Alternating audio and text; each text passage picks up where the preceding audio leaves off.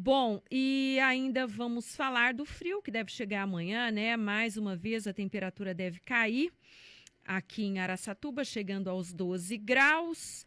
E no Fala Tudo de hoje eu recebo o engenheiro florestal e secretário de Meio Ambiente de Araçatuba e também diretor de Meio Ambiente da AEAN, que é a Associação dos Engenheiros e Arquitetos da Alta Noroeste, o Lucas Proto.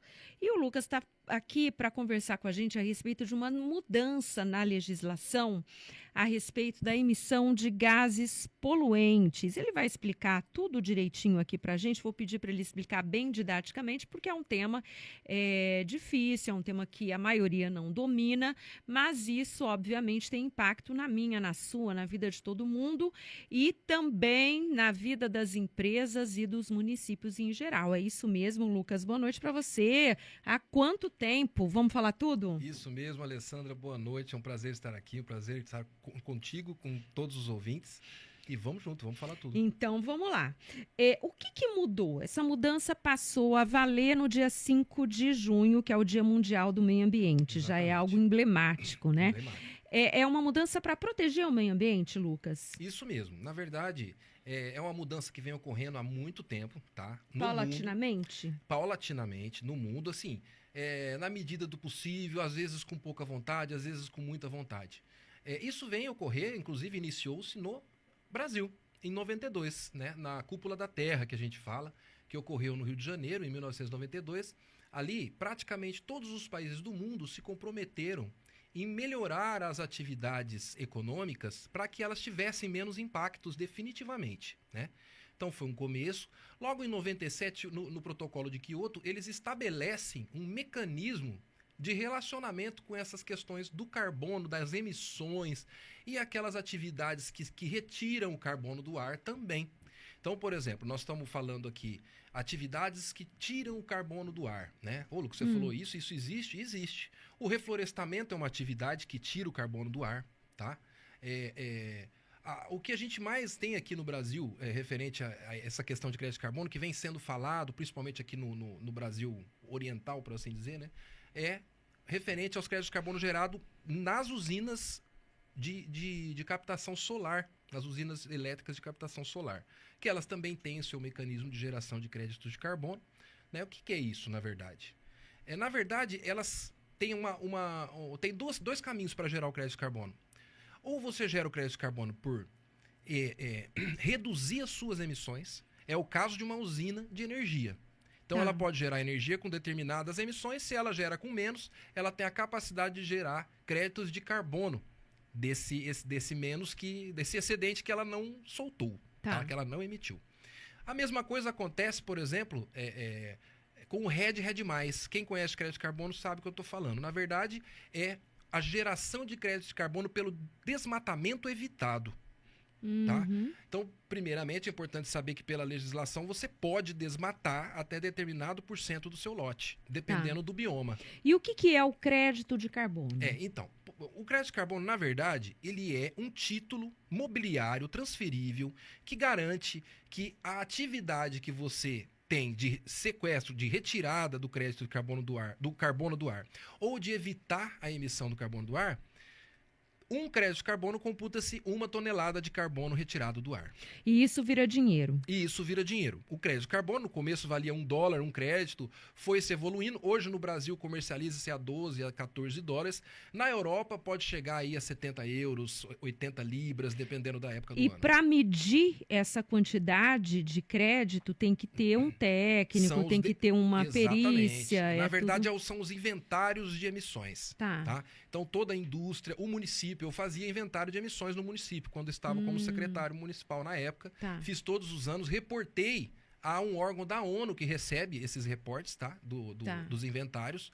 E, inclusive, eles auxiliam com diversas ferramentas isso acontecer. É claro que é tudo em inglês, mas a gente tinha essa capacidade e esse relacionamento com o órgão da ONU referente, né? Entendi. Então, o inventário ele pode ser feito na floresta, no reflorestamento, na indústria para saber de quanto ela emite. Então, uma indústria que emite hoje, a partir do dia 5, o que está acontecendo? Uma indústria, uma empresa, um município que emite acima de 10 mil toneladas de dióxido de carbono no ar por ano, são obrigados a se reportar para um órgão que foi estabelecido naquele momento, chamado Sistema Nacional de Comércio de Emissões.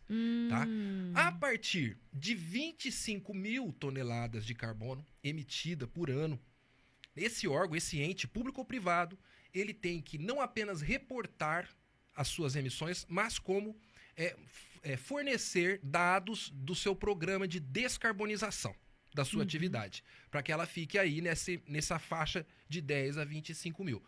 E quando você faz uma reprogramação em toda a sua planta industrial ou em todas as suas atividades, né, em todos os setores, e diminui a emissão, Lucas, pronto, você conseguiu atingir os 25 ou os 10, está dentro desse padrão. Ainda não? Aí você tem que comprar créditos de carbono. Para compensar. Exatamente, para fazer o que a gente chama da neutralização das suas emissões. Ou seja, se a empresa for mais poluente do que o tolerável previsto em lei, ela vai ter que fazer essa compensação comprando o crédito de carbono, é isso? Exatamente. O crédito, como ele é um título mobiliário, mas ele tem uma destinação de descarbonizar, é o objetivo desse título mobiliário, quando ele é comprado pela indústria, ela tem o direito de cancelá-lo no Sistema Brasileiro de Comércio de Emissões. Nesse momento que ela cancela, isso aí foi computado. Então, na verdade, foi compensado as emissões dele. Tá. Isso já existia no mundo. E o Brasil é um grande produtor de crédito de carbono. Inclusive, a feira que eu fui foi antes, né, do dia 5. Então, lá a gente comercializava para os países que já passam por isso. Que existe já essa regulamentação nesses países e hoje já tem as cobranças judiciais, né?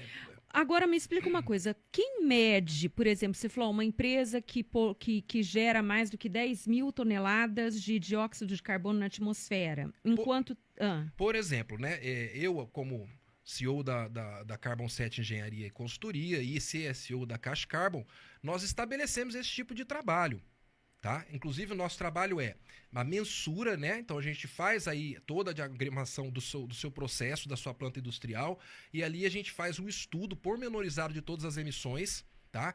Diretas e indiretas, que é o que a gente elabora o inventário de carbono. A gente também consegue elaborar um projeto de descarbonização do seu processo, ou mesmo te fornecer, conseguir fazer uma negociação de créditos de carbono. Mas é isso que eu queria entender. Quem fiscaliza, por exemplo, como é que eu vou saber se a minha empresa está emitindo mais do que 10 mil toneladas de dióxido de carbono? Há algum órgão ligado ao meio ambiente, ou a própria CETESB, que fiscaliza isso, que mede isso? Exatamente. No estado de São Paulo fica até mais fácil, muito por conta da CETESB, que é uma agência sensacional, tem excelentes profissionais lá de toda a cadeia de comando, desde o começo até o final, todos são... Conheci vários técnicos, conheci chefes, conheci o pessoal de São Paulo, aqui, a gerência.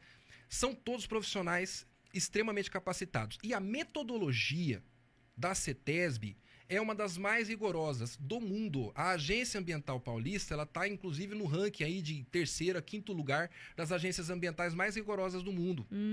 Então, ela já tem, para responder a sua pergunta, ela já tem essas informações, tá? Ela faz essa fiscalização periódica, só que essa indústria tem a obrigação de fazer esse reporte agora no órgão nacional, não apenas com a CETESB. Entendi. A CETESB já sai desse percurso. Ela fez o papel dela. Agora quem entra é a própria empresa fazendo o reporte no órgão nacional. Tá.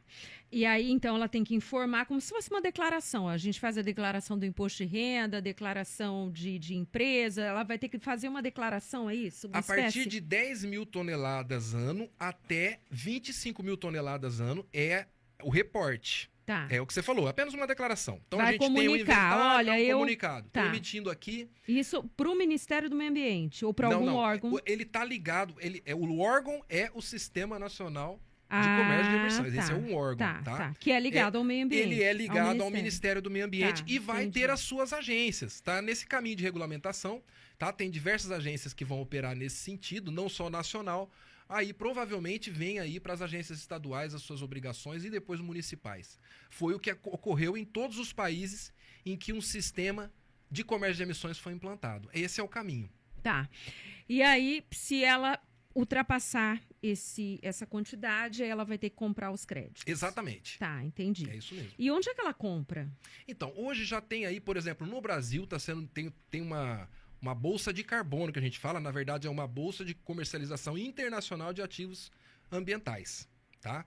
Então, dentre eles, o maior mercado, com certeza, são os créditos de carbono, que já é estabelecido há muito tempo e o Brasil é um grande produtor. Então, ali é um dos caminhos, tá? Mas existem contratos internacionais de negociação, assim como se vende um carro, um barco, mas isso também ocorre. Foi o que nós fomos fazer na feira em Birmingham, em Londres.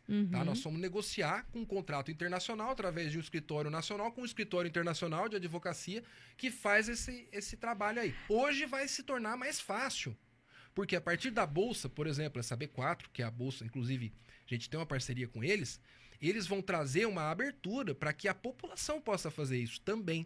Tá? Então vai se tornar um caminho cada vez mais fácil para todos poderem fazer. Não só as indústrias de grande porte, como aquelas pequenas empresas que querem descarbonizar seu processo. O exemplo é o iFood, que já fazia isso. Tá? Agora eu queria que você explicasse o seguinte, qual que é a vantagem de comprar o crédito? Eu vou lá e compro 10 créditos de carbono. E como é que funciona esse mercado? Funciona assim. Você primeiro tem que... E por que ele vai descarbonizar a minha empresa poluente?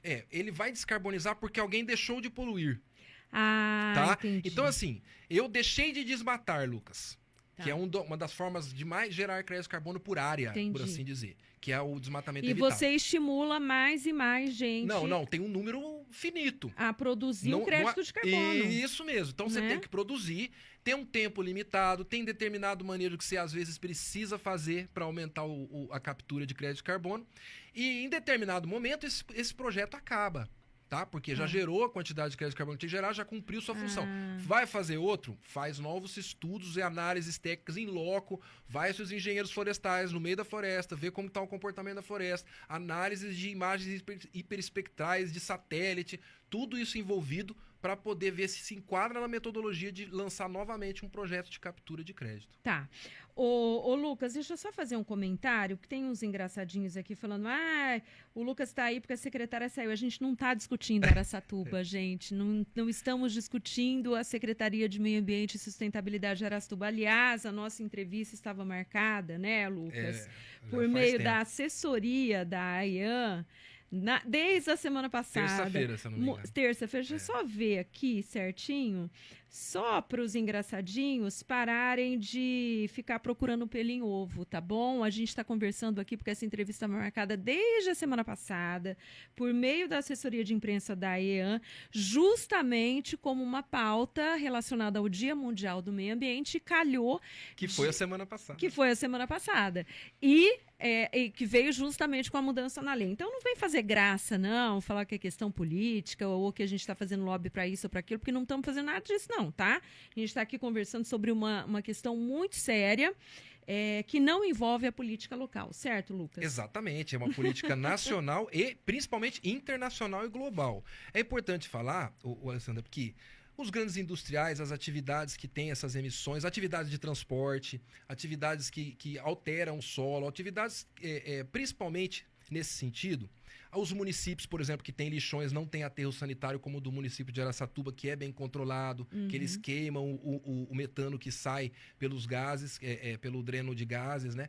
Então, tem aqueles municípios que têm lixão. Então, eles estão contaminando e está emitindo mais de 10 mil toneladas ano. Então, o ano que vem, vai haver uma responsabilização se não ocorrer esse reporte para o governo nacional. Tá. Se o município, a indústria, a empresa não refizer esse reporte nesse órgão nacional, ele pode ser responsabilizado. Vixe, aí quais são as implicações, Lucas? Ainda não tem regulamentação, mas não deixa de ser emissão, né, poluentes acima do limite. Então, isso vai, com certeza, caçar a licença de operação dele. Nossa! Porque a lei nacional, ela faz um vínculo nas estaduais, automaticamente já se pressupõe, tá? Depois vem a regulamentação estadual, mas nós que estamos aqui no estado, no município, temos que respeitar o que está acontecendo, né? Tá. E o Lucas, mas a nação fez isso por quê? Porque praticamente todos os países desenvolvidos e muitos subdesenvolvidos já estão com o seu sistema de comércio de emissões. O Brasil, ele tem um grande potencial de geração de créditos de carbono, muito acima do potencial de emissão. Você está dizendo que o Brasil é um grande produtor de crédito de carbono, é isso? Isso mesmo. Por quê? Por causa das florestas? Exatamente, porque nele tem grandes atividades de desmatamento evitado. Por mais desmatamento que tenha, né, que a gente é acostumado a ver todos os dias, inclusive isso é um dos grandes problemas, existe esses projetos, tá? Eles são cadastrados por entidades internacionais de renome, como a Verra, como a Bureau Veritas, e essas entidades são certificadoras internacionais que são criadas por associações, pelos ministérios públicos e tudo mais. Então, na verdade, por conta da abundância de áreas florestais que a gente tem e também por conta da abundância de áreas de instalações de usinas de energia solar, que estão fazendo essa conversão e trazendo também bastante crédito de carbono, produzindo bastante crédito de carbono no Brasil. E vendendo tudo para fora, pelo menos até o dia 5. Tá certo. Você falou tudo, quer falar mais alguma coisa? Não, tem algo para explicar? Tem, eu gostaria de falar que para os técnicos, tá? Engenheiros, arquitetos, tecnólogos que queiram saber mais, nós vamos dar uma palestra na EAN. Que legal. Tá? Vai ser no dia 2 de julho. Se Tá. você não faz parte da Associação dos Engenheiros e Arquitetos da Noroeste, vai lá, se inscreve antes para você poder participar lá da palestra de graça? gratuitamente. Sim. Que horas que vai ser? Vai ser às 7 horas da noite, 21 Dia horas. 2 de julho, às 19 horas. Isso mesmo. 7 horas da noite. 7 horas da noite. Uma outra coisa, só antes de encerrar, você falou uma coisa bem interessante, que quando você era secretário, você fazia essa medição, né, dos créditos de carbono. E você estava dizendo que Araçatuba não é muito poluente, né? Porque ela tem aterro sanitário. Isso. Na verdade, como não tem florestas sendo desmatada atualmente, né, o aterro sanitário tem essa questão do controle do metano. Não temos focos de lixões, tá? Todos aqueles descartes irregulares que são jogados em determinado, pelo menos era retirado sempre, né? Acredito que isso continue sendo. E isso diminui muito a emissão, porque esses resíduos vão ser destinados a adequado. Né? Então vai para o aterro, se vai para o aterro, esses gases da putrefação dele é captado pelos drenos verticais e é queimado no topo, diminuindo imensamente essa emissão, tá? Então, por assim dizer, vamos concentrar basicamente as emissões do município de Araçatuba estão no transporte, tá? Então, o carro a álcool do etanol ele emite muito pouco, né? Muito menos emissões de gases de efeito estufa, mas aqueles que estão a diesel, a gasolina, eles são os grandes vilões aí da região no momento, pelo menos. As atividades agropecuárias têm as suas emissões, tá? A partir do momento em que é uma atividade de pequeno impacto, atividades de baixo carbono, atividades que a gente chama de agropecuária regenerativa, diminui muito também, inclusive existe até tecnologia de gerar crédito de carbono com essas atividades aí, tá? Com a agropecuária regenerativa e de baixo carbono. Muito bom. Então, dia 2 de julho, às 19 horas, lá na AEAN, Associação dos Engenheiros e Arquitetos da Alta Noroeste. Você tem o endereço da AEAN? Eu vou pegar aqui rapidinho, se você não souber. Não, de cabeça eu não sei, não. Vai ter essa palestra. É melhor ligar Lucas lá primeiro, tá? Para poder se cadastrar se não for. Tá, o endereço é Rua Antônio Pavan, número 75, ali no Icaraí.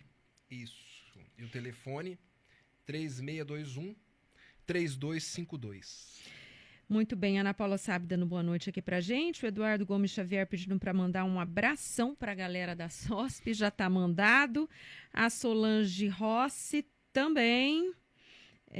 O Eduardo dizendo que a CETESB é um dos órgãos de fiscalização mais eficazes, trabalhando com competência e transparência nas suas atuações. Pena que ela não tem tanto funcionário, né, Lucas?